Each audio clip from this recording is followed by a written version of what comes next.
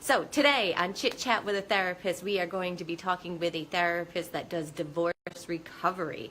And before we get chatting with that guest, I just want to let you know that Jax Anderson and I are going to be in San Diego next week, and we are offering some mastermind opportunities. If you are interested in that, just send me a direct message and I can send you the webpage link for any of that information. Now, if you don't know what a mastermind is that when you get together with a group, sometimes it's everybody is in the same specialty, sometimes you're in separate specialties, but having the collective group together with different experiences, different thoughts, different ideas, that is a place where the best magic comes into play. I always say that joining my first mastermind was what took my business from a solo practitioner practice into a six-figure business in less than 2 years. And I always want to share that information with everybody that I can. The world could always use more outstanding therapists. I am also working on an online training course, and we'll talk more about that next time. So here is our wonderful guest on Chit Chat with a Therapist. Welcome. Hi, thank you. Great to be here. So you pronounce your name Babita? Yes, Babita. I love it. Babita. So where are you from? So I live in New Jersey, but I'm a New Yorker, so the tri-state area, but my roots are Indian. Oh, nice. And so how long have you been in private practice? So I've been in private practice almost, I'd say about 10 years now. Okay. And what got you into it? So I made a career transition. I found back in my 30s that I wanted to do something different. I didn't feel really fulfilled. I was in the corporate world. And I just started to think about like who I am and what I wanted. And I actually found an amazing therapist who helped me in that journey. And she and I worked together on that. And I said, this is what I want to do. I want to be a clinician. I want to be able to help people. And so I started, my academic and practical training. Wow. So Yes. Was that scary jumping from the corporate world into a whole different field? It was a little scary, yes. But what I found is the skill set that I had just through life experience and then through being in the corporate world translated. And I think I just, really worked on finding my resilience and kind of finding my voice and saying, this is what I want to do, and I'm going to do this. And I felt passionate about it. Nice. And so where do you specialize? What is your niche? What's your area? So although I have a few areas, the one that I feel is near and dear to my heart is around individual divorce therapy and recovery. And I know that at one time the divorce rate was about 50%. Would you say it's still about that right now? I'd say it's actually increased. Whoa, really? Yeah, it's actually increased. I think things are evolving and changing. There are different stressors in life. People are sort of like searching within themselves in terms of like what they want and need, and so it's increased. Wow. Would you say Yeah. social media has anything to do with that? I think it does happen, and it does have its effect as far as perhaps having an impact on individuals connecting with that they want to be happier and that they might feel that others are happier, that they might be happier with someone else. And also just in terms of they're recognizing a little bit more what they might need and want in their life through social media. Okay. And so do couples come to you, or is it usually one part of the couple that comes to you after the divorce or during the divorce? When do you get them? So I work with couples and individuals. So with couples, oftentimes they are thinking about the divorce. And they want to figure out, can they rebuild their marriage? What do they need to do to rebuild their marriage? What are the tools? Can they work through this and make a decision with grace and amicability?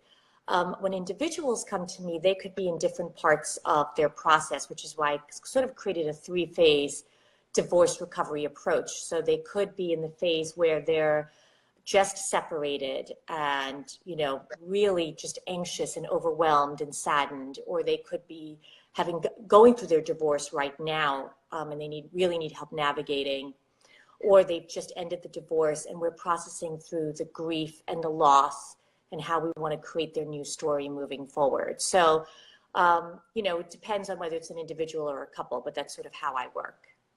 And so if, say, somebody like myself, I don't specialize in divorce recovery, but I do get somebody that comes in who's struggling with the process of divorce, what are some tips that you could give me with working with an individual that's going through that? Mm-hmm. So I think a couple of things are really important. One is that the individual needs to make room for all of their feelings. I would suggest that a therapist understand that there is a lot of healing that has to go on first. So there's anger, there's sadness, and just as in any grief process. There's depression, there's anxiety, and making room for that individual to know that they're in a safe place to talk it through and have some self-compassion and support is so important.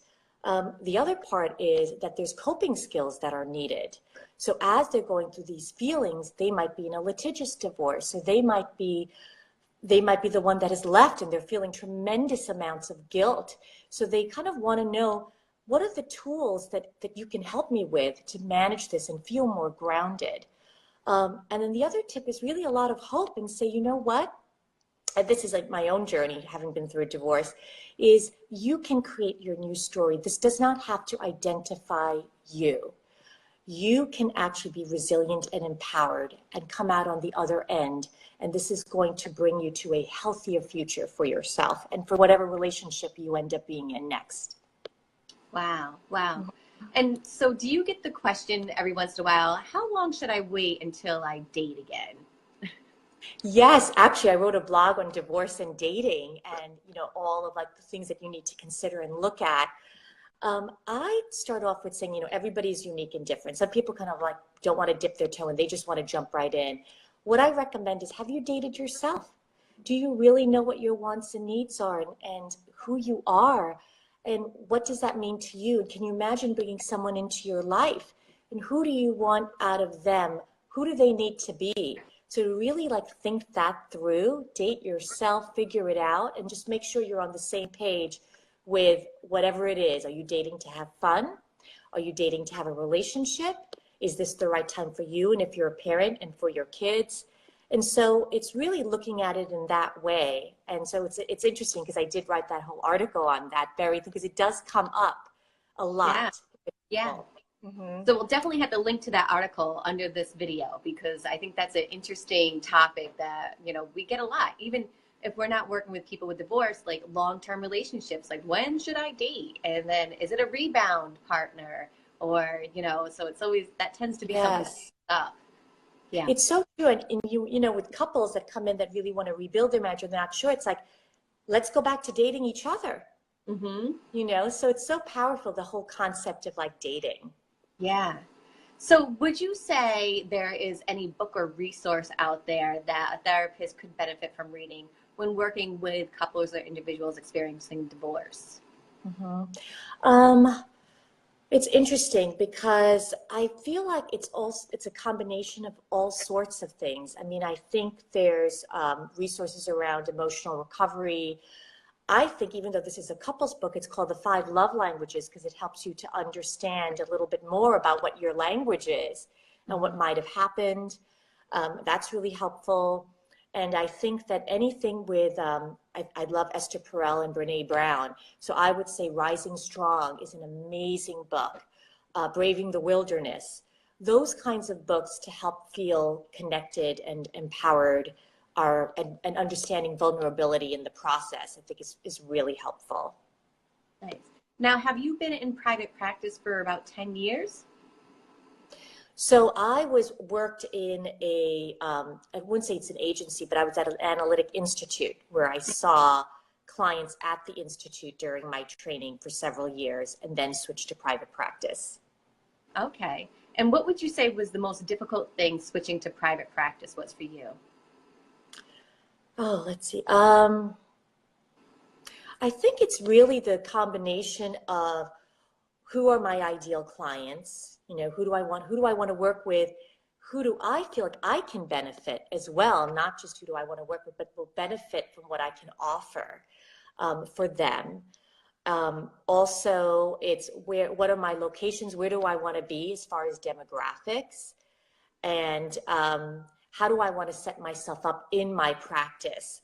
What's going to be my framework in terms of the number of people that I feel like I can manage to see that I can actually do a really good job with, and not feel, oversaturated. I think that that's really important because we tend to burn ourselves out as therapists. And so one question I like to ask most of the people that come on the show is, where do you think you're going to be in 5 to 10 years? What's your big dream? So I would say that my big dream is really to expand the practice as a group practice. I'd love to bring on other individuals, to be able to focus on different niches and specialty areas. I would love to actually expand. I'm working on some online counseling now, and so I'd love to expand in the international space around online. And then I really want to write a book. I want to write a book about my personal journey with divorce, and a book that could help, women in the divorce space. Awesome. So definitely got to get that book out, because I think that's going to be extremely important for everyone. I got to make time for that writing. I know, but I'd love to do that. Yes. If anyone wants to help. Well, there's a publishing company that I know of. What is it? The Happy Publishing Company. I met her out in London, and I listened to her podcast, and it's really awesome. They have everything bundled together, so it could be from not having any idea to having an idea and needing some coaching to just having a book and then saying, like, let's publish this. So I really, I want to get in touch with them. That sounds great, because I feel like I kind of want to interweave like a personal journey, and then if there are individuals that are willing to share their stories. Yeah. And then also bring in ways to help, and just have something really impactful out there that's like honest and authentic. Yeah. So yeah, I would love to sort of connect with this publishing company and get some help on that. Well, thank you so much for joining us today. Thank you. And definitely link to your blog, and then I will put some of those other suggestions you had on there as well. Sounds good, Melissa. This is great. Thanks for having me. Thank you. And we'll talk to you soon, especially when you get that book out. Thank you. Sounds good. All right. Bye-bye. Bye.